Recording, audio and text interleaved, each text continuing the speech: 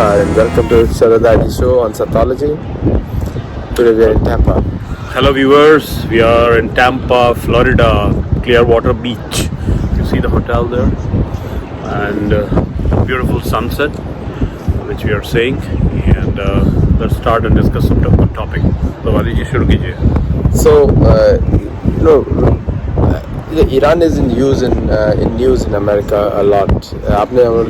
If you have seen our last video, in one of the things we discussed that why Iran is the top target for American diplomats, and probably Americans are claiming that the killing of Soleimani has been the best kill so far of all the terrorist groups. And so our viewpoint, this is the best time to also militarily take over Pakistan, because as I said in earlier one of the talks, I said that Hindus should not let go of Pakistan, should not let go of Pakistan as a foreign country. It's just a name. It has been given 70 years. The history of Pakistan name is just 70 years, and it has not yet. And the terrorist incident sponsored by that name against Hindus is not nothing against. It's not. It's a Ghazwa Hind. It's not against the country India. It's a fight of Islam over Hindus. Ghazwa Hind. So they snatched away a land which they named it as Pakistan, Afghanistan. They're all Hindu lands. Bangladesh. And it's a victory for them, for their religion, for their faith. But what have Hindus done for the victory of Ram, Krishna, and why the imposition of secularism on India is why Hindus think that that's a foreign country. So this is the right time to take over POK, and not just POK. We want not just POK. We want Pakistan.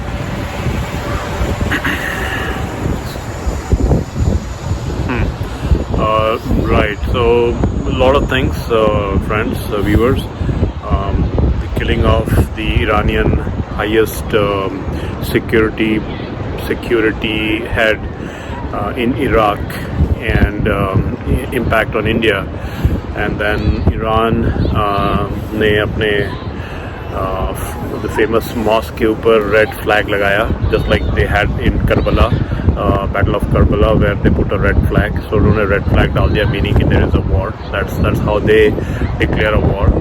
And 80 million population, they have all volunteered to pay $1, so that it's $80 million.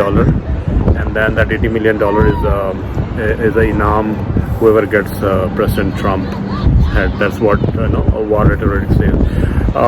Again, we'll let media battle that out, but as far as India is concerned, it's a good opportunity. India is losing it right now. To make Pakistan be neutral, America already paid them some money in the name of training their army, etc. And Pakistan has already said that it will not allow Iran and US war in their land, right?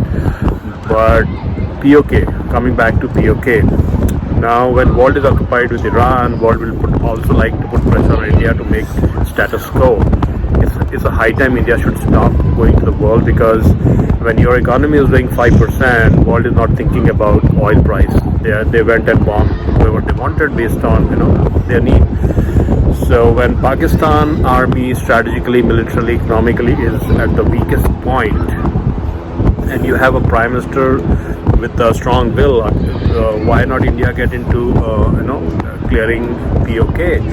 And the people who say that you guys have not worked in an army, you are a warmonger.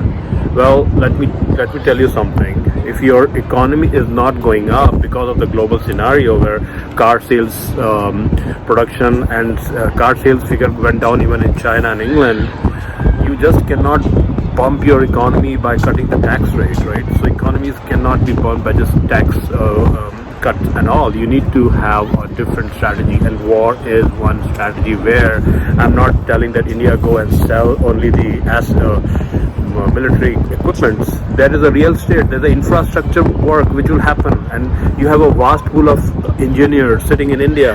You have a vast pool of labor community. You have a young youth, waiting to get into any real estate work, any infra work, right? So think like that. So take India government, please take a decision which will help your country. Don't take stand, but still be assertive. It's time to be assertive. Yeah, I think more people are already respect Hindus as a culture, religion. I mean, I was just calculating the other day that Hinduism, Hindutva, the same thing. It has maximum acceptance in the USA or any other parts of the world, Brazil, Hungary, Austria, Australia. If you look at all these countries, European as well as, the Hindu religion is accepted everywhere. But what has Indian government done for it? Nothing. Nothing. The Indian government has done nothing. The biggest export of India is Hinduism and Buddhism to some extent, but because Buddhism has many caretakers, most of the Southeast Asian countries as well as China, they all work on Buddhism platform. But which government is working for Hindus? Nobody, including India. The Hindus of India, I'm talking about the secular, leftist, secular Hindus, they have been the biggest enemies of Hinduism. And the culture of India is Hinduism or Hindutva, whatever you call it. You know, the idiot known as, what is his name? Devdutt Bhattacharya, call him? That guy is one of the most stupidest Indians I've ever seen. He creates fake news. He's a fake news creator. Mythologist, he calls himself. But that person has bought the propaganda of Islamists. So Islamists, they differentiate between Hindutva and Hinduism. But for our viewers, I can say Hinduism or Sanatan Dharma and Hindi called Hindutva. It's the same thing. Nothing different in that. Now that is the biggest export of India. And we have to tackle Pakistan head on. Not all the time reacting. Oh, either bomb phod diya, there bomb phod diya, udhar bomb phod diya, and our security forces are getting killed. Why are we not trying to infiltrate? Pakistan is our land. Indian forces should every day infiltrate 2 kilometers until they reach Afghanistan border and then finish Afghanistan also, because Afghanistan is a Hindu territory. It is occupied by Islam. So the Islamic occupied countries are Hindus, is Pakistan, Afghanistan and Bangladesh. These are all three occupied by Muslims, all Hindu territories. Why don't Hindus talk about it? Why? What is stopping you? Our Granth is stopping you. Our Bhagavad Gita says Yuddhe cha palayanam, means that never come back from the battlefield. You take the battle head on. You don't come back from the battlefield. So why we are not doing it? That's the question. So I think this gives me an idea of maybe in future when I was looking for some plot for my third book. Maybe it's again a vague idea. I was still not clear on it, but it's a time to write a new Clash of Civilization by Mr. Huntington. So when two Abrahamic religion, Christianity and Islam, are at their loggerhead, Iran and America and then different formation, it's only India, even though it's not a saffron country, but majority Hindu. 90% Hindu, 95% Hindu, even most of the Muslims. It's India which will then unite them after all the destruction of the war. It will India who will, from rag picker to asset building to bridge building to hospital building to providing nurses, staff. Numbers will only come from this country, and this is the class of civilization where you destroy, you guys fight, and India will step in to mend the way, right?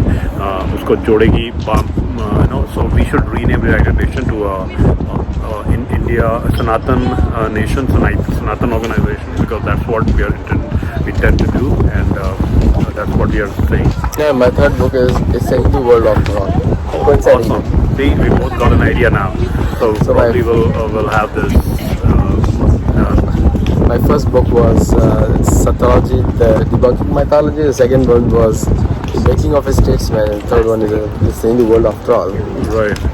And Sattology's first book. So mine is the Kashmir, the Bermuda Triangle of India, and the second was the India and Unbroken Civilization, showing all the fault lines. And now this will be a clash of civilization from our perspective, from the Sanatan perspective, how we can intervene and try to add the bomb. The role which United Nations has definitely failed to do, we'll be doing it. Saffron Jindabad. Thank you. Jai Shri Ram. Don't be shy. be open Hindu, become a Hindu, and don't be, just read your Ramayana, Mahabharata, Bhagavad Gita, and that's Sattology. And we coexist. So That's not mythology. we coexist with everybody.